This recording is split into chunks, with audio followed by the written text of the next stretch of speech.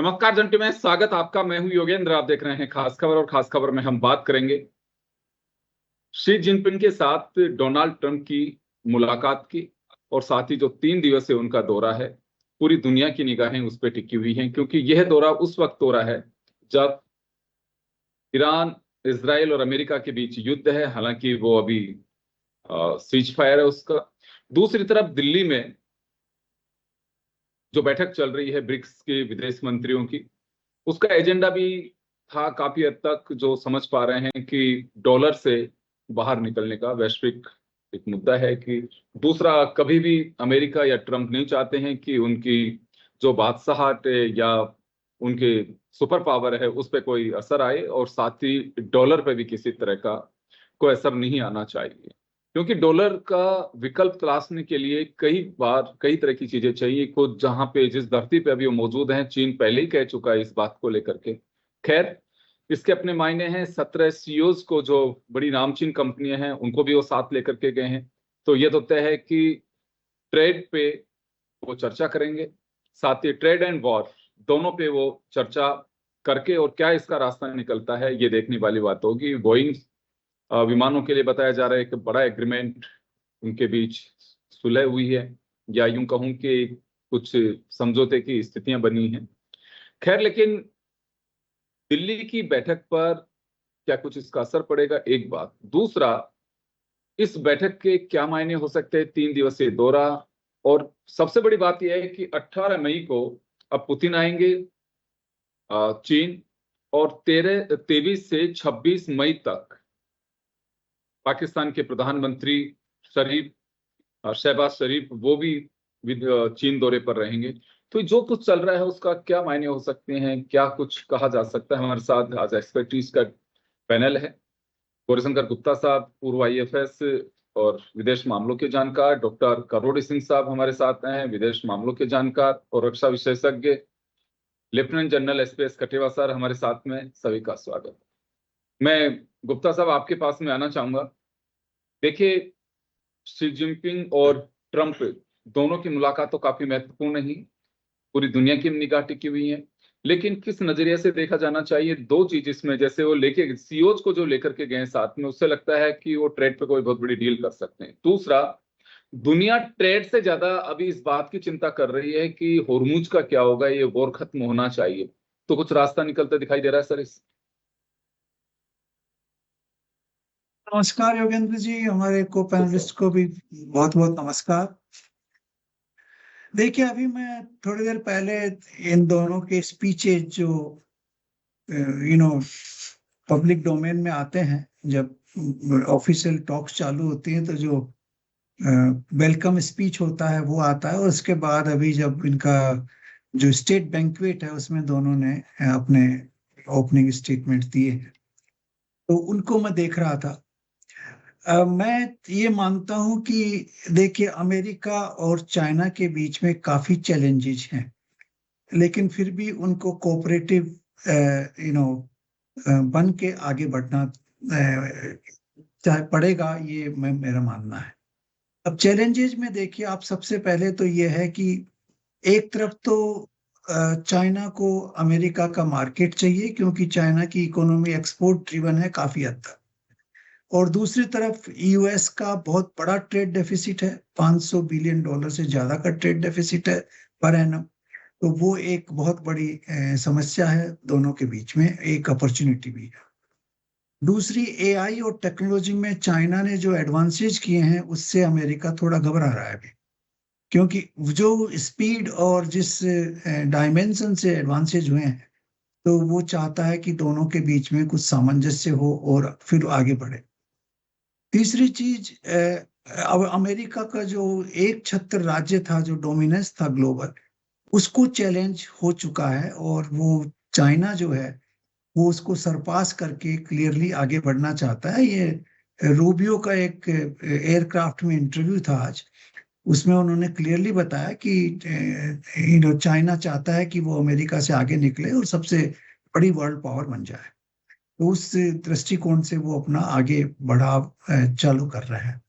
और 2049 जो उनके 100 साल होंगे उनकी सो कॉल्ड रिवॉल्यूशन के, उसमें उनका टारगेट है कि उस समय तक हम वर्ल्ड की नंबर 1 पावर बन जाए।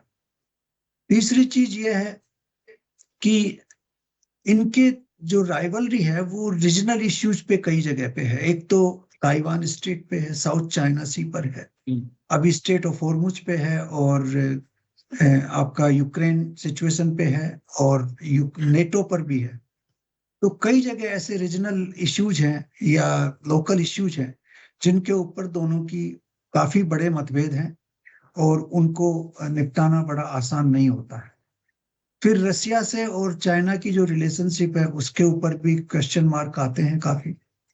तो ये जो चैलेंजेस जो हैं, डॉलर की डोमिनेंस का एक अलग चैलेंज है।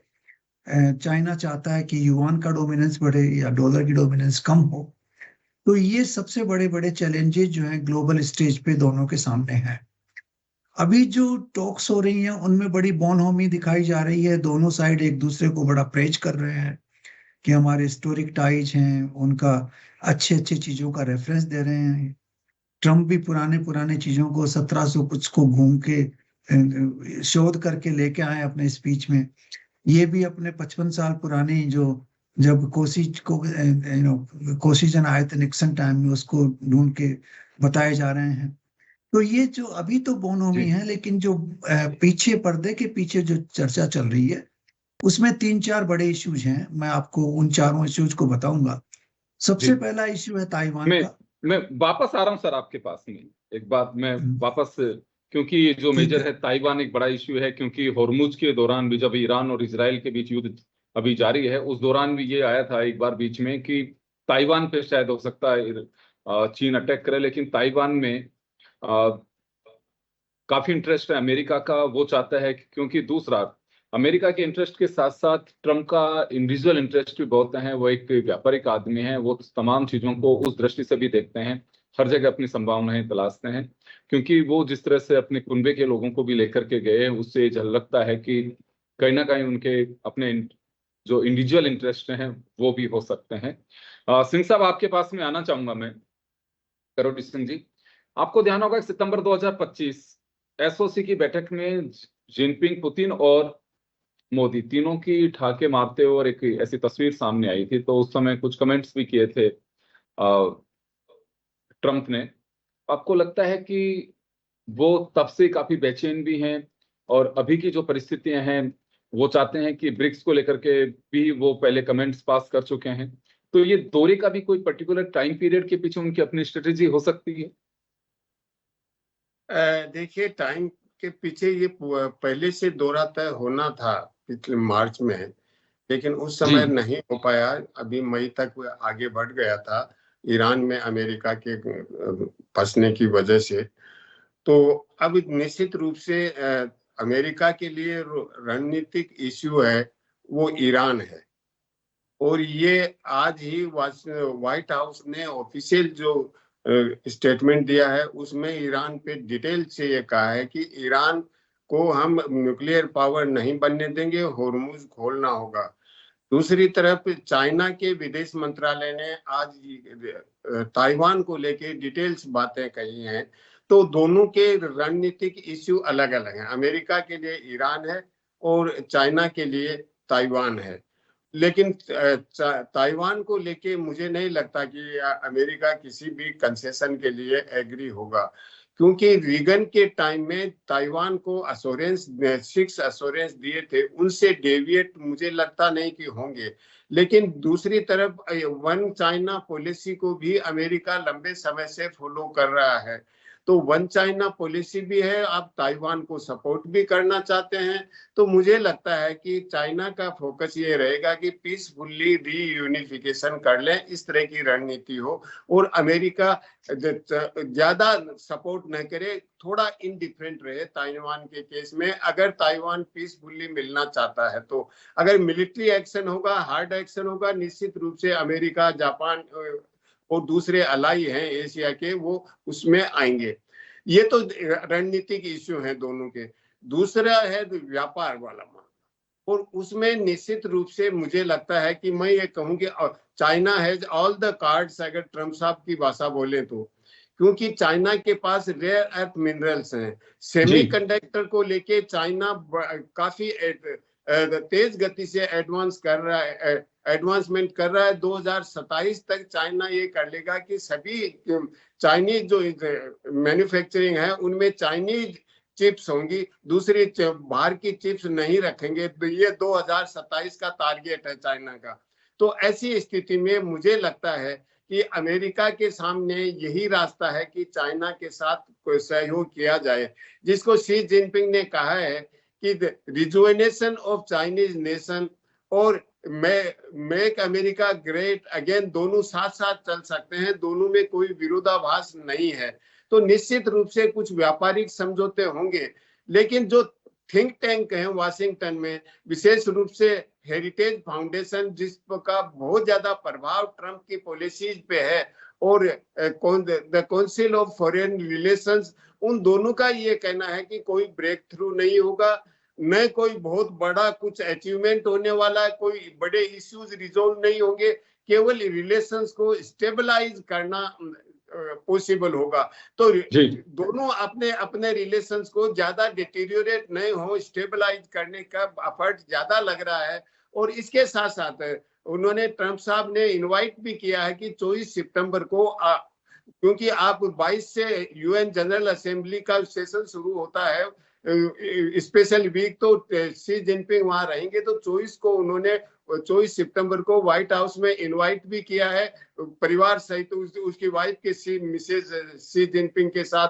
तो वहां पे मुझे लगता है कि इसको आगे और परस्यू किया जाएगा कि किस तरह से क्या दोस्ती को प्रगाढ़ किया जा सकता है, क्योंकि मुझे लगता है कि जो इनका सबसे बड़ा कंपटीशन है वो एआई और एडवांस टेक्नोलॉजी है। और उसके लिए आजकल हम कहते हैं पैक्स सिलिका वर्सेस पैक्स सिनिका, तो वो इश्यू है। तो उसमें इन दोनों का कंपटीशन चलेगा, उसमें कोई रिकंसिलिएशन नहीं हो सकता है।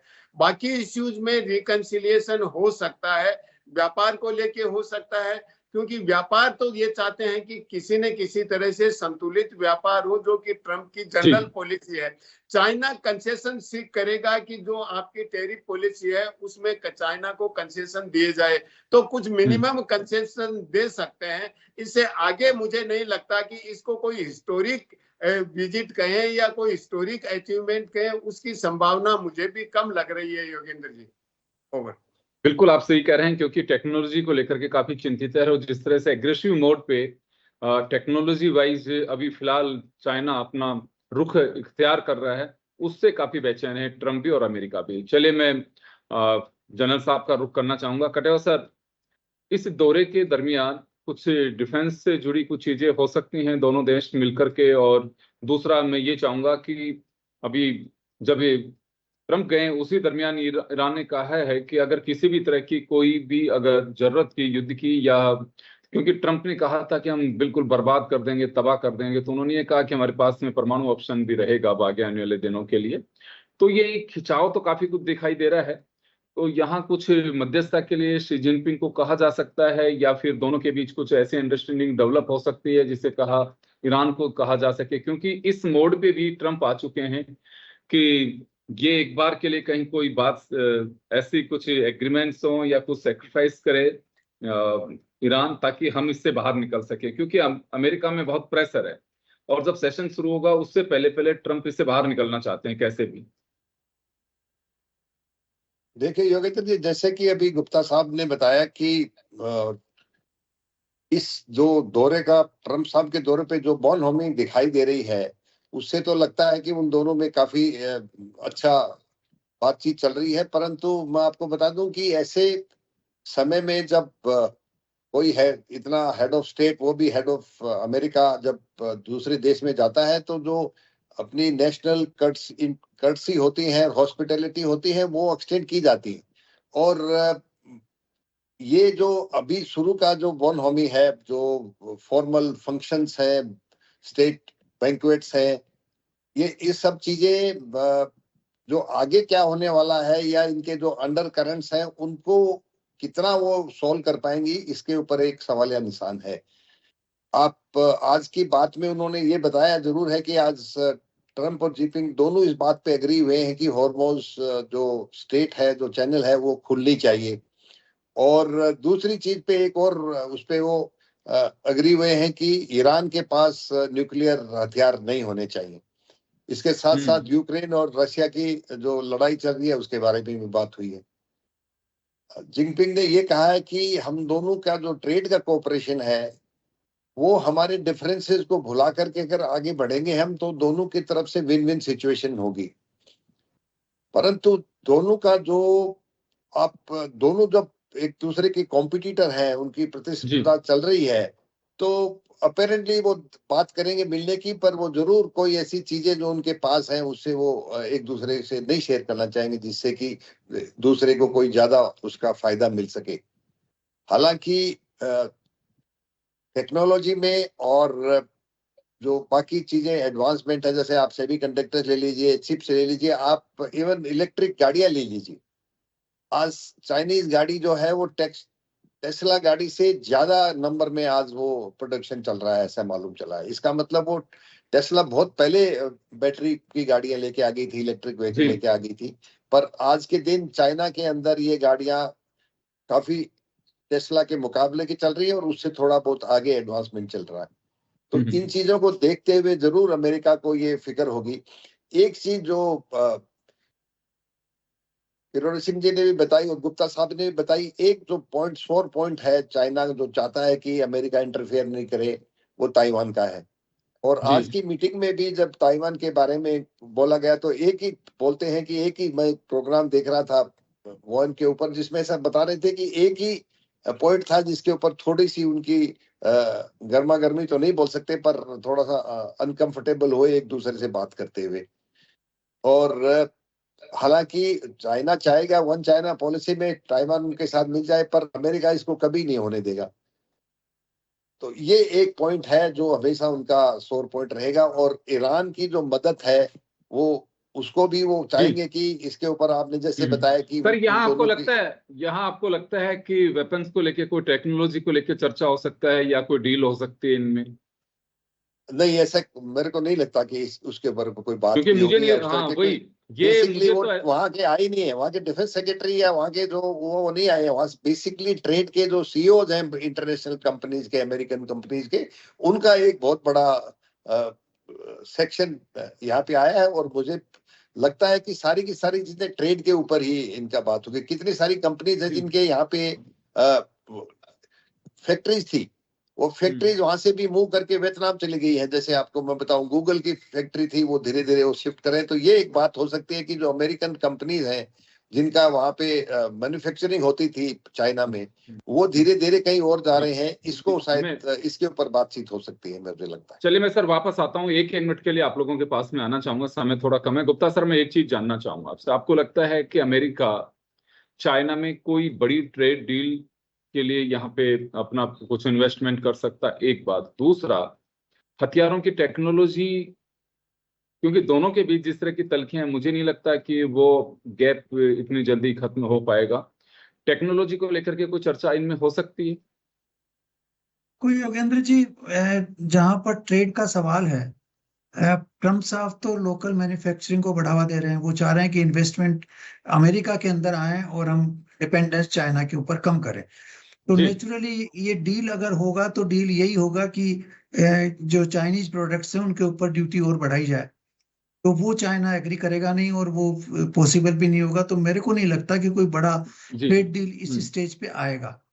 और जहां तक टेक्नोलॉजी का सवाल है, डिफेंस टेक्नोलॉजी में अमेरिका चाइना से काफी आगे है अभी तक, और वो नहीं चाहेगा कि वो टेक्नोलॉजी उनके साथ शेयर करे, क्योंकि Chinese technology mostly Russian technology के ऊपर डिपेंडेंट है और रशिया ऑलरेडी उनके साथ काफी शेयर कर चुका है। तो उस पे ऊपर मेरे को कोई ऐसा बड़ा ट्रेड डील दोनों पे नजर नहीं आ रहा। इसके अलावा मैं आपको ये रीट्रेट करना चाहूंगा कि ताइवान पे इनके डिफरेंसेस रहेंगे।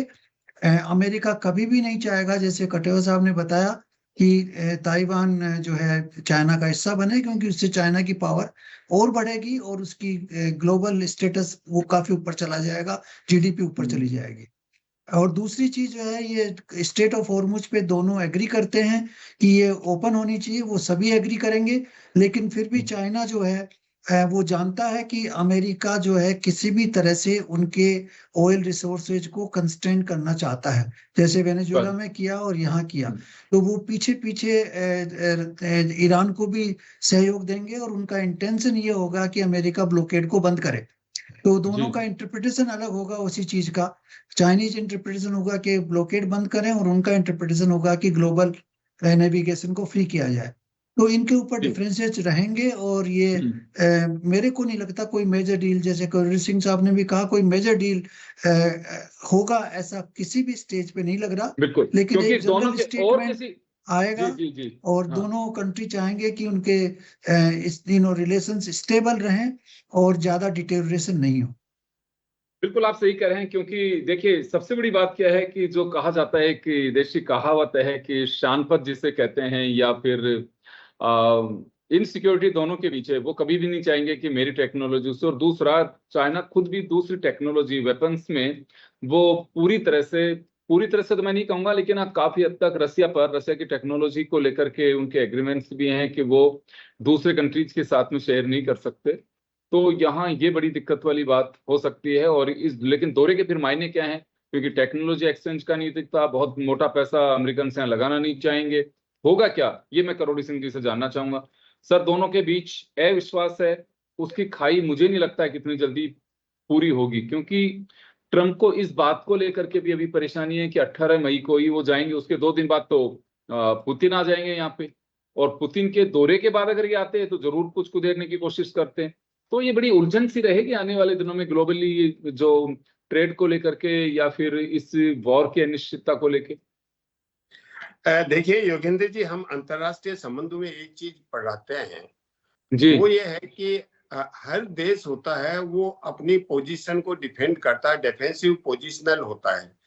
अमेरिका सुपर पावर है, चाइना उसके लिए एक इमर्जिंग चैलेंज है, क्योंकि रशिया और इंडिया उतने बड़े चैलेंज नहीं है। तो जब चाइना राइजिंग पावर है, चैलेंज है, तो अविश्वास होना एक स्वाभाविक है। अमेरिका डिफेंसिव पोजीशन है, अमेरिका को अपनी पोजीशन डिफेंड करनी है, चाइना को राइज होना है। तो ऐसी स्थिति में दोनों में विश्वास बहाली एक सीमा से ज्यादा नहीं हो सकती। लेकिन ट्रंप ने जब पिछले अक्टूबर में कोरिया में मिले थे दोनों, तो G2 के गठन की बात की थी। G2 में चाइना और अमेरिका को एक तरह से इंस्टीट्यूशनलाइज करने की बात की, फ्रीक्वेंटली मिलते रहे। उसके बाद उन्होंने C5 की बात की, और C5 में जापान, इंडिया, चाइना, रशिया और अमेरिका, यूरोपियन कंट्रीज नहीं रखे। वो साइड इसलिए रखे होंगे कि रशिया और चाइना एक साथ हो सकते हैं, और इंडिया और जापान, अमेरिका आ जाएं तो C5 का जो फ्रेमवर्क है उसमें अमेरिका का प्रभाव बढ़ सकता है, अमेरिका अपनी पोजीशन बनाए रख सकता है। ऐसी स्थिति में मुझे लगता है कि वो ये मान के चलते हैं कि वेस्टर्न हेमिस्फीयर है उसमें तो अमेरिका का इन्फ्लुएंस ऑलरेडी है, और बाकी ग्लोबल लेवल पे C5 जैसी मैकेनिज्म बना ले तो अमेरिका अपना इन्फ्लुएंस है वो सस्टेन कर लेगा। लेकिन वो ये भी चाहते हैं कि चाइना के साथ बातचीत रहना जरूरी है, डायलॉग रहना जरूरी है, क्योंकि ट्रस्ट बहाली एक दिन में नहीं होता है, और वो हो भी नहीं सकता जिस तरह का कंपटीशन है। और जो होर्मुज की बात कर रहे हैं, ईरान ने आज कह दिया है कि अगर अमेरिका ब्लॉकेड हटाता है तो हम खोलने के लिए तैयार हैं। तो ईरान तो तैयार हो गया है, लेकिन अब आगे देखते हैं कि ईरान को लेके जो न्यूक्लियर वाली पोजीशन है उसमें चाइना क्या ऑफिशियल पोजीशन लेता है वो अभी क्लियर नहीं किया है। अमेरिका ने 12 साल के लिए रोकने के लिए कह दिया है कि 12 साल तक आप यूरेनियम का एनरिचमेंट नहीं करेंगे। तो अब उस पे चाइना की, मुझे नहीं लगता कि वो ईरान को पूरी तरह से चाइना इतना लंबा, बिल्कुल, क्योंकि पहले भी बात आ चुकी है कि इतना लंबा ईरान का रुकना बहुत मुश्किल है। किसी भी देश क्यों रुकेगा, क्योंकि ईरानी जो है उनका दबाव भी है इस रिजीम पे कि आप सब कुछ तो तबाही झेल चुके हैं, उसके बावजूद भी हर तरह से सरेंडर करना है तो पहले ही कर देते, इतनी तबाही तो नहीं देखनी पड़ती। तो मुझे नहीं लगता है कि वहां अब इस तरह की स्थितियां बन पाएंगी जैसे ट्रंप चाहते हैं, वैसे तो बहुत मुश्किल होगा।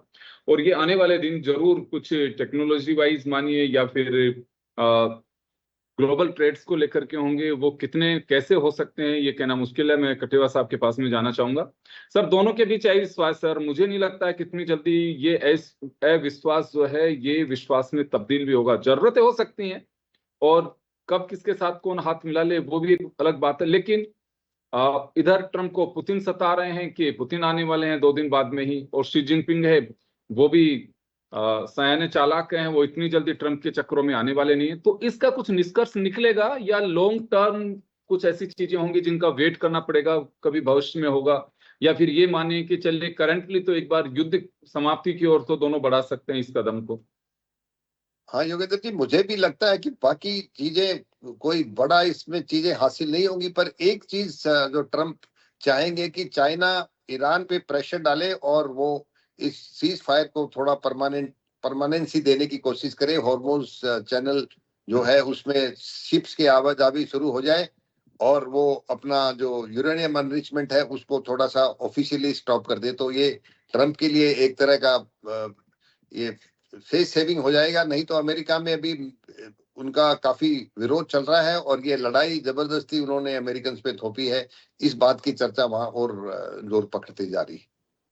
जी बिल्कुल, आपने सही कहा और सटीक बात है ये, क्योंकि आने वाले जो दिन हैं जिस तरह के दौरे चल रहे हैं उनको लेकर के कई चीजें सामने आएंगी और सभी के। लेकिन पहली निगाह ये देखिए, इंडिविजुअल मैटर हो सकता है। अमेरिका और चाइना के बीच अगर कोई ट्रेड डील होती है या फिर टेक्नोलॉजी को लेकर के होती है जिसमें दोनों की संभावनाएं बहुत कम है, वो किस स्तर तक जाएगी ये कहना मुश्किल है। लेकिन सबकी ये जरूर है कि हाँ, चाइना अमेरिका के साथ में अपना फाउंडेशन बना करके और बाउंडिंग बना करके और ईरान को इस बात के लिए कहीं राजी कर सकता है कि कुछ टाइम पीरियड के लिए दोनों के इस समय जो टाइम है यूरेनियम का, उसका एक टाइम पीरियड कुछ कम कर सकते हैं या फिर कहीं पे दूसरी जगह रखवाया जा सकता है उसको। होर्मुज को खोलने के लिए कुछ सहमति बन सकती है। तो ज्यादातर लोगों का इंटरेस्ट यही है कि होर्मुज खुले तो अपने व्यापार जो है, क्योंकि दुनिया इस की चपेट में है और लड़ाई तीनों के बीच में है, लेकिन यूं कहूंगा कि एक बड़ी आबादी इससे प्रभावित हो रही है। तो सबका इंटरेस्ट यही है कि होर्मुज को लेकर के क्या होने वाला है। चलिए, सभी का बहुत बहुत शुक्रिया। खास खबर में इतना ही, दीजिए इजाजत, नमस्कार।